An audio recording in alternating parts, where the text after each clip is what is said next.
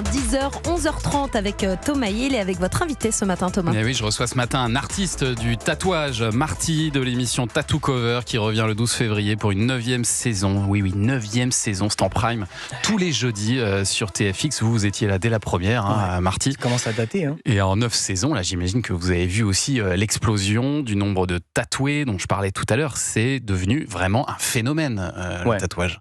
Alors ça s'est énormément démocratisé, mais comme j'ai l'habitude de dire, moi ça va faire un peu moins de 20 ans que je tatoue. Mine de rien, je suis quand même encore partie des jeunes tatoueurs, mais parce que les anciens du tatouage me disaient déjà qu'ils entendaient, mais c'est une mode quand même le tatou. Il y a toujours eu ça. Ouais. En fait, je pense que chaque génération le découvre. Mais le tatou, c'est plus vieux que nous, c'est ancestral. Bien il y a sûr. des momies tatouées. Oui, Donc, mais là, c'est vrai qu'on le voit notamment chez tous les moins de 30 ans. C'est délirant. C'est la première émission française de tatouage. Ça, c'est clair et net, c'est sûr et certain. Donc, il y a une dimension vraiment qui a fait que c'est connu par le public grâce à la télé.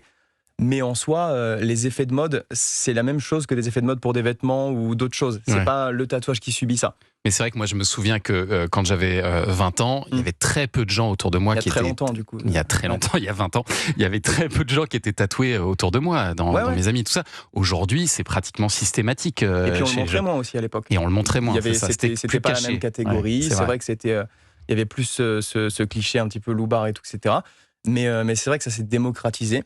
Et puis on a aussi compris qu'on peut, en se tatouant bien et tout, etc., on peut aussi avoir une très bonne carrière qui n'est pas forcément liée à l'artistique. Oui, c'est ça. Mais il y a 20 ans, c'était moins artistique, c'était moins beau, il y a moins de couleurs, il y a moins de dessins, c'était moins beau. Il ne faut pas le faire n'importe où. C'était pas aussi. Maintenant, il y a un talent de fou chez les artistes, il y a des techniques qui ont évolué, les machines, tout a évolué, les encres, les couleurs, tout. Et donc, c'est sûr qu'on peut faire quelque chose de beaucoup plus évolué qu'il y a 20-30 ans. Ça, c'est sûr et certain. Mais c'est ce qu'on voit dans votre émission Tattoo Cover. Alors, il faut expliquer, c'est l'adaptation française d'un format anglais qui s'appelle Tattoo Fixer. Et le principe, c'est qu'avec vos collègues tatoueurs, vous recevez des personnes qui veulent rattraper, recouvrir un tatouage qu'ils n'aiment plus ou qu'ils regrettent d'avoir fait. Des cicatrices, des fois. Voilà, vous leur sauvez la peau, littéralement. Il y a vraiment de ça dans cette émission. On sauve la peau et au final, pas que. Et c'est ça que j'aime bien aussi dans cette émission. Je trouve vraiment qu'elle est d'utilité publique parce que c'est super thérapeutique un tatou et on sous-estime ça. Souvent, quand on n'est pas tatoué, on pense que c'est juste un acte de je vais me faire un tatou parce que j'aime bien, c'est esthétique. Mais ça va au-delà de ça. C'est-à-dire que le background, le franglais, le background que les gens l'histoire ont, des gens, l'histoire que les gens ont avec ce tatou. Nous, forcément, en tant que téléspectateurs ou artistes, on va lui tatouer le truc, on voit le tatouage. Mais les gens, ils ont toute leur histoire qu'ils nous ont pas forcément dit qui va avec. Et c'est pour ça qu'après, il y a de l'émotion, ils pleurent. C'est super engageant. Oui, il y a beaucoup d'émotions dans cette émission parce que souvent ça rappelle aussi une histoire d'amour passée. Alors parfois ça peut être aussi une beuverie avec des potes qui a mal tourné. Des fois c'est léger, mais des fois ça peut être des drames, des fois ça peut être des histoires d'amour, des fois c'est des trucs non dits depuis des années et au final ce tatou symbolise le renouveau. Des fois les gens se retrouvent, ils se retrouvent eux-mêmes, ils ont une nouvelle identité, ils se réapproprient leur corps, vraiment. Et moi, un truc que j'adore, c'est c'est de voir vos visages quand vous découvrez le tatouage. Parce que parfois, on sent que vous vous retenez même de rire. Parce qu'il y a des choses vraiment très très moches quand même. Moi, j'essaye de me retenir en fait parce qu'à chaque fois, ils me disent mais non, te retire pas, ça fait du contenu. Je fais je sais, mais bon, quand même. C'est hyper vexant. C'est vexant. Et en fait, les gens, ils savent qu'on va les aider. Donc, on peut, ça fait partie du truc.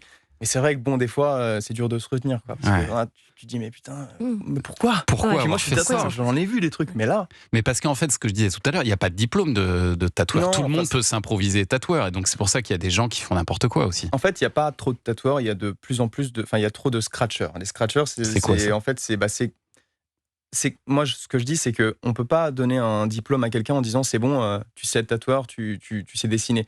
Ça se travaille sur des années. En fait, c'est quelque chose qui dure des années, ça s'apprend. Il faut pour moi, il faut voir avec d'autres tatoueurs dont tu admires le travail pour évoluer et tout. C'est pas juste un diplôme, quelques mois, payer quelque chose et tout. Pour moi, c'est pas comme ça que ça se passe. Mais c'est vrai qu'avec l'arrivée des réseaux sociaux, maintenant, les pages, c'est des boutiques en elles-mêmes au final. Il n'y a plus besoin de... C'était du bouche à oreille avant. C'était plus simple en fait de trouver un tatoueur, moins simple de trouver un tatoueur. Maintenant, c'est vrai que c'est beaucoup plus facile avec les réseaux, donc c'est compliqué. Et je pense que c'est pour ça qu'on a de plus en plus de clients pour la boutique, pour l'émission, parce que qui ont besoin d'aide, quoi. Parce que le tatouage à la base, c'est permanent, sauf que c'est un art qui connaît des modes et on le voit notamment avec une célèbre chanteuse qui vient vous voir. Vous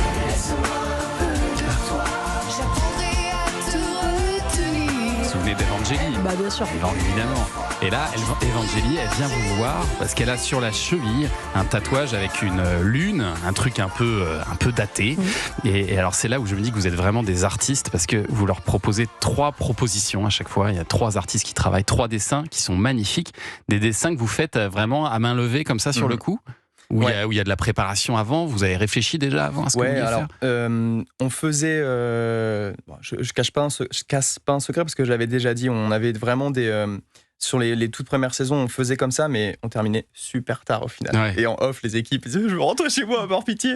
Et donc, c'est long de dessiner ce qu'on a fait au final, c'est que moi, j'ai expliqué un petit peu en fait aux équipes de casting ce qu'on fait nous en tant qu'artistes tatoueurs en fait. Et donc, dans la communication sur l'élaboration du projet en amont, on demande des indices, des détails. Comme ça, dans notre tête, on prépare en amont, on sait un petit peu, et puis on peut préparer. Mais par contre, tout ce qui est proposition, dessin, découverte, tout est réel. Et je me dis qu'aussi, se faire un tatouage comme ça, aussi beau, ça doit pas être donné. Là, évidemment, vous leur offrez le tatouage. Du coup, vous devez avoir énormément de candidatures maintenant pour faire cette émission. Ah oui, ils sont débordés. Ouais, ils sont débordés. Mais... et là où, je pense qu'au niveau casting pour des émissions, je pense que celui de Tattoo Cover, il transpire beaucoup parce que c'est pas juste une émission, c'est pour du tatouage et t'as des gens qui ont vraiment, vraiment besoin. Ouais. Et alors, la grande nouveauté de cette saison, c'est que vous allez voyager, Marty, voyager tous d'ailleurs aux 4 coins du monde. Vous allez vous envoler pour la Thaïlande, par exemple. Pourquoi cette destination en particulier ? Alors, sur la saison précédente, on avait déjà commencé ce format. J'étais allé à Londres et un petit peu dans des coins de France. Et là, pour cette nouvelle saison, honnêtement, c'est la plus incroyable que j'ai tournée depuis le début de Tattoo Cover au final. Parce que pour le coup, on a fait des coins de France, mais ça reste la France, je suis français, je connais, j'adore, mais on connaît. Par contre, la Thaïlande, c'est des paysans, c'est incroyable. C'est une nouvelle culture. Et puis même pour le tatouage, c'est une autre culture. On est allé voir... J'avais un ami qui avait un shop en Thaïlande et j'en ai parlé comme ça, mais sans me dire on irait tourner là-bas à la prod. Et en fait, on a élaboré tout ça, on a créé tout ça, on s'est dit vas-y, on va mettre en place, on va le faire. Je dis ah ouais, mais c'est compliqué, c'est quand même loin, c'est une royauté, c'est compliqué. Et on l'a fait et c'était un tournage assez dur physiquement en fait, mais incroyable, c'était extrêmement enrichissant. Parce que moi, j'ai découvert le tatou traditionnel thaïlandais, je connaissais, mais j'avais jamais vu faire. Il y a la cérémonie d'ouverture, le rituel de clôture de cérémonie où il parle en thaïlandais, il fait une prière et tout. Toute l'équipe de tournage, on était tous, on se tait. Ouais, c'est génial. Puis ça donne une autre dimension à votre émission. Et puis après, on a vu les temples et tout, incroyable. Et puis moi, je dis aux gars, putain, t'as vu tout ça. Et puis nous, à la fin, en français, c'est bon, voilà, bah, tu prends une douche, tu l'as, et puis franchement. Là, c'est pas le concept de l'émission, mais est-ce que vous faites aussi parfois du détatouage ? J'ai vu ça, c'est-à-dire enlever carrément un tatouage qui n'y ait plus rien sur la peau. Il y a des lasers, mais je pense que ça, c'est des dermatos ou des docteurs qui sont habilités à faire ça. Moi, je fais pas de détatouage. Vous faites pas ça. Et il y a des zones qu'on ne peut pas tatouer sur le corps ? Où tout est... Moi, je pense qu'on peut tout tatouer, c'est juste que les muqueuses et les zones, les intérieurs des paumes de la main, par exemple, ça se tatoue, mais c'est dans un endroit assez difficile, sous la plante des pieds et tout, parce que c'est des peaux qui se régénèrent. Puis ça doit être extrêmement douloureux. Ah ouais, mais là, on parle même pas de la douleur. Il y a des gens qui ont le blanc de l'œil tatoué. Ouais, mais alors ça, honnêtement, je suis... et ça concerne que moi, ça n'engage que moi, je pense que c'est dangereux de faire ça, parce qu'on n'a pas vraiment de recul, évidemment. Et puis c'est pas de la peau, c'est l'œil. Et même si on va te dire oui, mais non, mais en fait, c'est l'œil, tu sais pas si plus tard il peut se passer quelque chose. Moi, je le ferai pas. Je conseille pas et je le ferai pas. Et de toute façon, il faut rester prudent avec les tatouages. Et effectivement, vous avez raison de le dire aussi, de bien choisir son tatoueur, pas tomber sur n'importe qui, parce qu'il y a aussi des charlatans dans ce milieu-là. Il y a plein de signes. Après, le travail en lui-même, ça parle de lui-même, l'hygiène, plein de trucs en général. Merci Marty, Tattoo Cover, saison 9, ça commence jeudi 12 février, c'est la semaine prochaine à 21h sur TFX. Et franchement, même si vous n'êtes pas tatoué, vous allez découvrir un autre monde et c'est assez passionnant à suivre. Et surtout qu'on suit de vrais artistes parce que franchement, ce que vous arrivez à faire sur la peau, c'est assez bluffant. Merci beaucoup, merci de m'avoir reçu. Merci beaucoup Marty. Et Culture Média continue Thomas Hill dans un instant, juste après les infos de 10h30.